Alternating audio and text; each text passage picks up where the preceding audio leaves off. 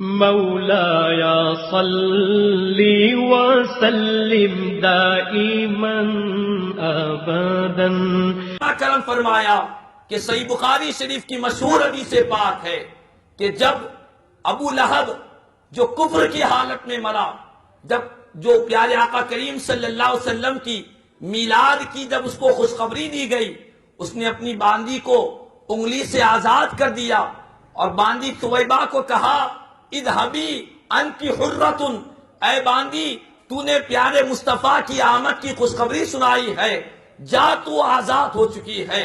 باندی کو انگلی سے آزاد کیا۔ صحیح بخاری کے حدیث پاک ہے، مرنے کے بعد کسی نے اس کو خواب میں دیکھا، پوچھا ابو لہب تیرا کیا حال ہے؟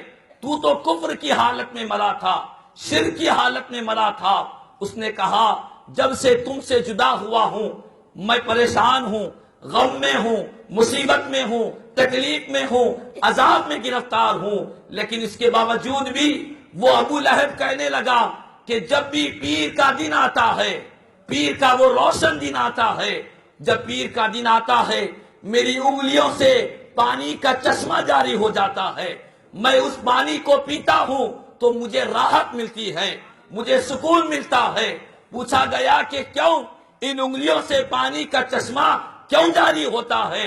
کہنے لگا بعتاقتی ثویبہ، جس وقت نبیوں کے تاجدار، امام الانبیاء، مبدأ کونین، ختم المرسلین، جان عالم، قبلہ اہل یقین، ختم نبوت کا تاج پہن کر اس دنیا میں تشریف لائے تو میری باندی ثویبہ نے مجھے خوشخبری دی تھی، بتایا تھا کہ میرے بھائی عبداللہ کے گھر بیٹا پیدا ہوا ہے، تو میں اپنے بھتیجے کی خوشی میں پیارے آقا کی آمد پر انگلیوں سے باندی کو آزاد کیا تھا۔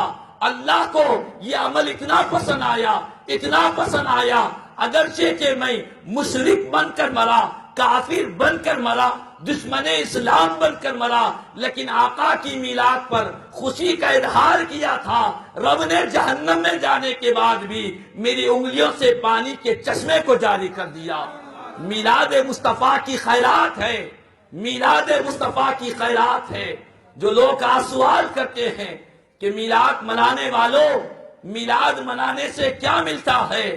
دیکھو ابو لہب کو جس نے کفر کی زندگی گزاری، شرک کی زندگی گزاری، لیکن آقا کی میلاد پر خوشی کا اظہار کیا تھا، جہنم میں جانے کے بعد بھی مصطفیٰ کی میلاد کی خیرات اسے مل رہی ہے، میلاد مصطفیٰ کا فیضان مل رہا ہے۔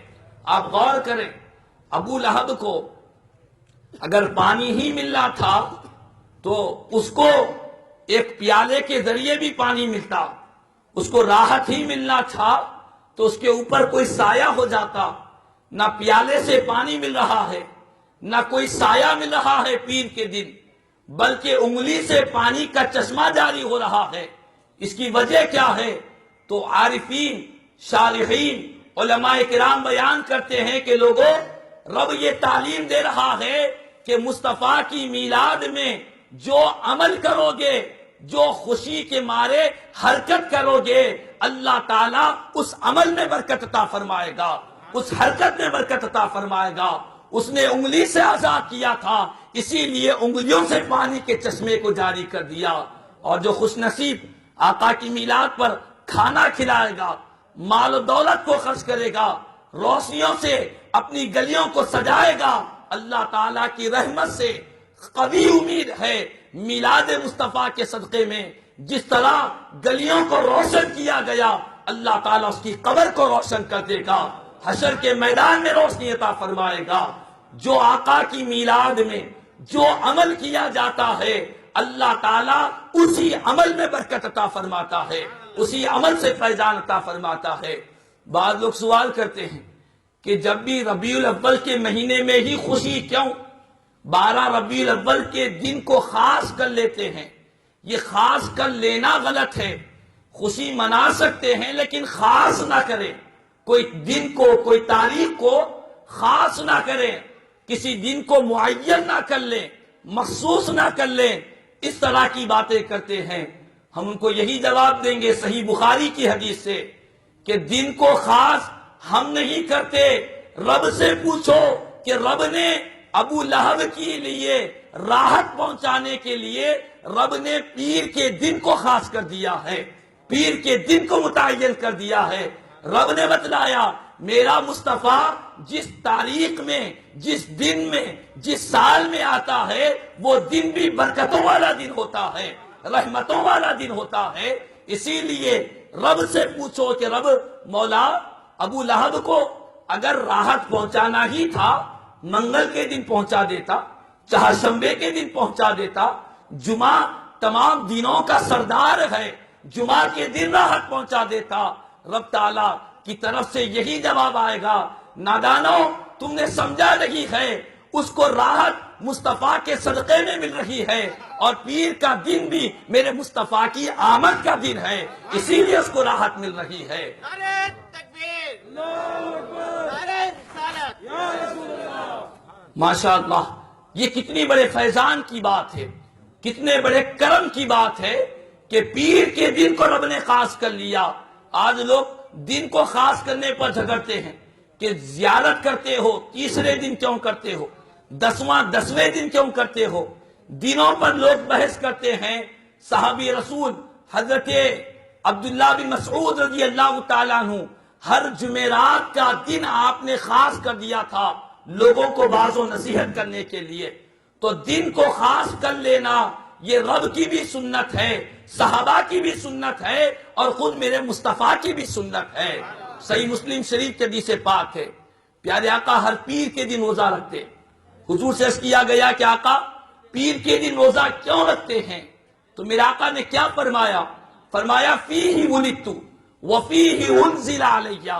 اے میرے صحابہ سن لو، میرے پیر کے دن روزہ رکھنے کیا جو راز ہے وہ راز یہ ہے، سب سے پہلی بات پیارے آقا نے فرمایا پیر کا دن وہ روشن دن ہے، پیر کا دن وہ سعادت مند دن ہے، پیر کا دن وہ برکتوں والا دن ہے، پیر کا دن وہ رحمتوں والا دن ہے، جس دن اللہ نے مجھے اس دنیا میں بھیجا ہے، میری پیدائش کا دن ہے، میری میلاد کا دن ہے، میری ولادت کا دن ہے، اور پیر کے دن ہی اللہ نے مجھ پر قرآن کو نازل کیا ہے۔ تو معلوم یہ ہوا کہ آقا کی میلاد پاک پیر کے دن ہوئی، اسی لیے آقا روزہ رکھتے ہیں۔ اور ابو لہب نے اپنی انگلی سے باندی کو آزاد کیا، پیر کے دن فیض پا رہا ہے۔ اس حدیث پاک کی شرح میں علامہ ابن جوزی رحمت اللہ تعالی علیہ بہت بڑے محدث گزرے ہیں، یہ گمراہ لوگ محدث ابن جوزی کو تسلیم کرتے ہیں۔ وہ اپنی کتاب میں لکھتے ہیں کہ لوگوں، ایک ابو لہب جو کفر کی حالت میں مرا، شرک کی حالت میں مرا، اس نے حضور کی میلاد پر خوشی کا اظہار کیا تو اللہ تعالیٰ اس کے باوجود بھی اس کو راحت عطا فرما رہا ہے، اس کے عذاب میں کمی کر رہا ہے۔ جو کفر کی حالت میں مرا، فرماتے ہیں اس مسلمان کا کیا عالم ہوگا، اس عاشق مصطفیٰ کی قسمت کا تارا کتنا بلند ہوگا جو آقا پر ایمان رکھتا ہو، خدا کو ایک مانتا ہو، مصطفیٰ کے دامن کو تھاما ہوا ہے، محبت مصطفیٰ میں ڈوب کر جو حضور کا میلاد منائے گا، اللہ تعالیٰ اس پر کتنا کرم نہیں فرمائے گا، اس کے درجات میں کتنی بلندیاں نہیں عطا فرمائے گا۔ یہ کون فرما رہے ہیں؟ محدث ابن جوزی فرما رہے ہیں کہ کتنا خوش نصیب انسان ہوگا۔ اور ابو لہب نے جو باندی کو آزاد کیا خوشی کے مارے، اس نے کیا عقیدے سے آزاد کیا، اس کے بارے میں علماء نے بیان کیا۔ اس نے حضور کو اللہ کا رسول نہیں مانا، اللہ کا رسول، اللہ کا نبی نہیں مانا، بلکہ اپنا بھتیجا سمجھ کر آزاد کیا۔ میرے بھائی عبداللہ کے گھر، میرے مرحوم بھائی کے گھر ایک چراغ روشن ہوا، اسی لیے اس نے آزاد کیا۔